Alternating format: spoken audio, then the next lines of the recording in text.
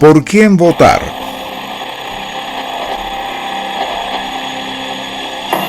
Para este ejercicio de reflexión ciudadana, nos alejaremos de la interpretación crítica que busca descifrar los signos ocultos bajo la retórica electoral, entendiendo que el acto de sufragar no es una simple descarga de afectos, sino la delegación de la soberanía en un administrador de lo complejo.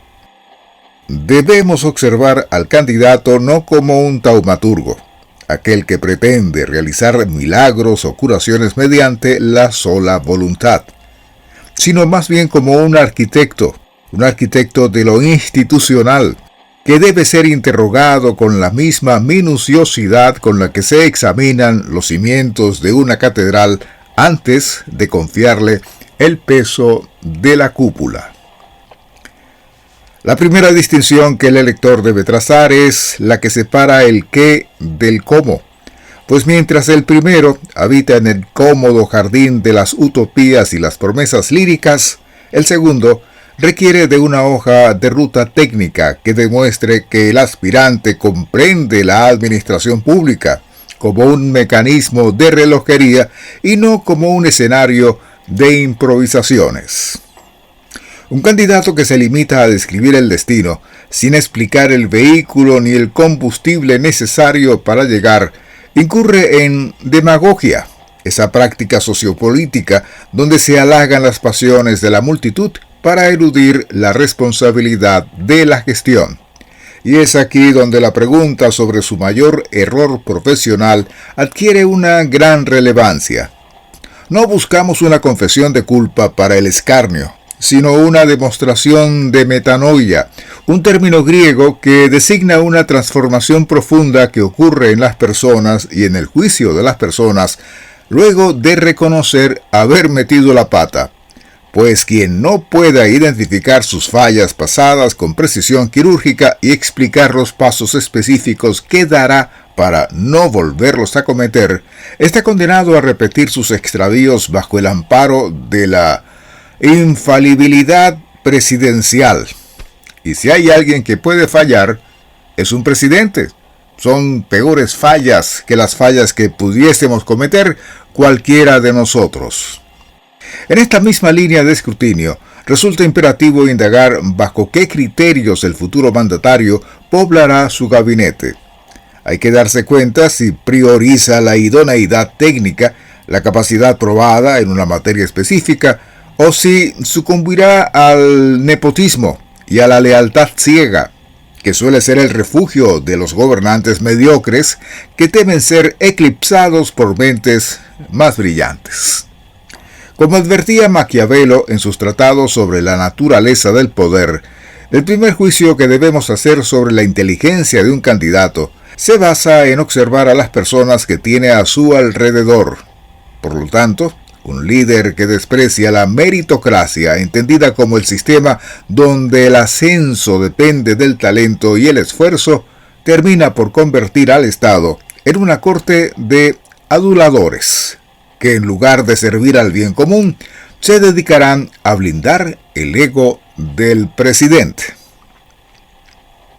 Esta fragilidad del ego nos conduce inevitablemente a la evaluación de la estabilidad psíquica, un terreno pantanoso, donde debemos distinguir entre la firmeza de carácter y la psicopatía clínica, esa patología caracterizada por la ausencia de empatía y el uso instrumental de los demás. Un líder saludable debe poseer la capacidad de absorber la crítica sin caer en la paranoia, ese delirio de persecución con que el afectado suele ver enemigos ocultos en cada disenso, en cada discusión, en cada desacuerdo, o conspiraciones en cada titular de prensa que le sea adverso.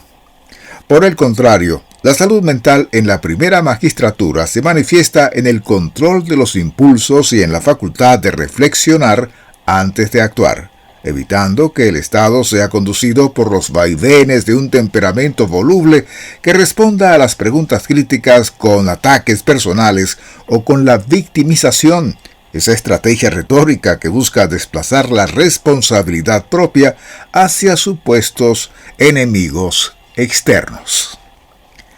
Debemos observar con sospecha si la preocupación del candidato por el dolor ajeno es una disposición ética genuina o si está utilizando el sufrimiento de las víctimas como una herramienta de agitación política, lo que en sociología se conoce como instrumentalización, es decir, convertir a un ser humano en un medio para alcanzar un fin partidista.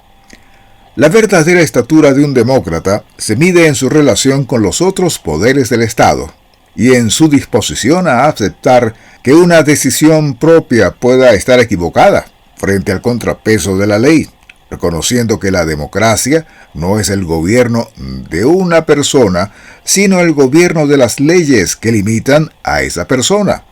Una idea que algunos han defendido con insistencia, al recordarnos que el poder debe ser siempre visible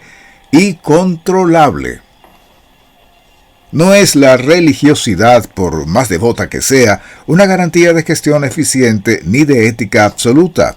pues la historia nos ha enseñado que el dogmatismo, la adhesión rígida a dogmas sin espacios para la duda, puede resultar tan destructiva en manos de un creyente como en las de un ateo, si se utiliza para justificar la exclusión del diferente. Por ello, es más revelador investigar lo que el candidato ha hecho en sus puestos anteriores, lo que ha hecho en el pasado, que lo que pueda decir qué hará.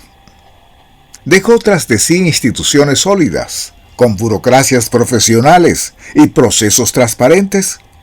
o las desmanteló para acumular poder personal, convirtiendo lo público en su feudo privado. Las señales de alerta ante un posible engaño suelen residir en la simplificación excesiva de los problemas complejos, en la creación de enemigos únicos que sirven de chivos expiatorios para todos los males nacionales y en la promesa de soluciones mágicas que ignoran la realidad económica y jurídica. Quien busque el voto prometiendo paraísos instantáneos suele terminar construyendo infiernos muy organizados, pues la política, como actividad humana, es el arte de gestionar la imperfección y la finitud.